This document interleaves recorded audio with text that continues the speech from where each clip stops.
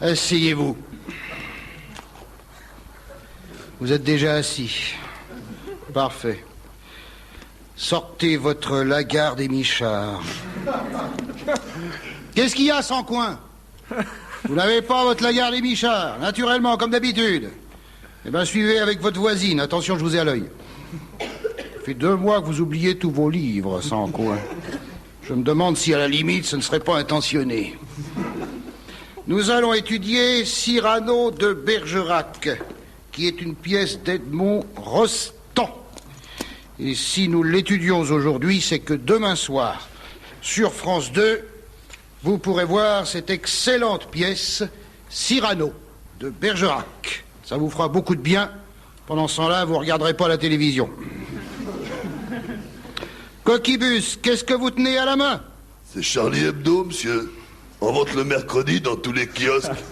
20 francs les 2 numéros. Ce qui porte le numéro à 10 francs pièce. Coquibus, vos dons mathématiques sont infinis. Ouais. Et je vous en félicite. Mais nous sommes en cours de français. Rangez-moi ça tout de suite, sinon je le confisque et je le vends au marché noir à la sortie du catéchisme. Bon, 1er avril 1868, naissance d'Edmond Rostand à Marseille, dans une famille très cultivée de la bourgeoisie bancaire. Monsieur, demain sur TF1, il y a L'Arme Fatale numéro 2. Coquibus, je vous en prie, vous suivez. Alors, 1878-1884, études au lycée de Marseille, puis au collège Stanislas à Paris. Et sur M6, il y a Retour à la jungle. Oui, et dans 5 minutes, il y a Prenez la porte. Ce sera, je crois, le 26e épisode. Coquibus. Porter Cyrano de Bergerac au cinéma était une gageure. Attention les enfants. Attention.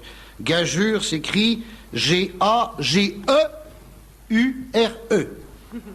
Oui, vous vous en foutez. Matois, s'il vous plaît, arrêtez de mordiller votre stylo à billes. Vous allez vous déformer les dents, elles vont se déchausser, vous allez ressembler à votre mère. Je vous avoue moi-même que lorsque le film est sorti sur les écrans, j'ai fait la fine bouche. Et que certains de mes collègues continuent de la faire, comme ce connard de Chombier qui essaye de vous enseigner les sciences naturelles. Celui-là, vous pouvez continuer à lui mettre de la superglue sur sa chaise, c'est pour moi qui vous dénoncerai. Je suis allé voir le film sans grand enthousiasme, soyons francs. Mais, dès les premières images... Alors là... Et je pèse mes mots. Il faut dire que la présence de Gérard Depardieu... Ah ouais, je l'ai vu dans Les Valseuses. Il arrête pas de niquer Miu Miu par tous les trous. Coquibus, quand les valseuses passeront à la télé, nous parlerons des valseuses et des 1001 façons de niquer Miu Miu.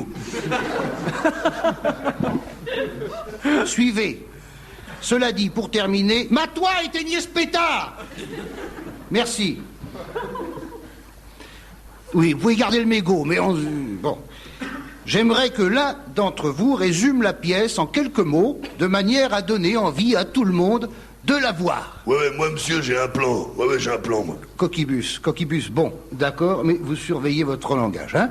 Alors, c'est l'histoire d'un cadet de Gascogne qui couche avec Roxane, et puis alors, il y a Cyrano de Bergerac qui aimerait bien coucher avec elle, mais c'est pas possible, parce qu'il faudrait qu'il traverse le cadet, il a pas la taupe assez longue. Merci, Coquibus. Eh bien, voilà qui va inciter tout le monde à voir et revoir Cyrano de Bergerac. Merci, Patrick.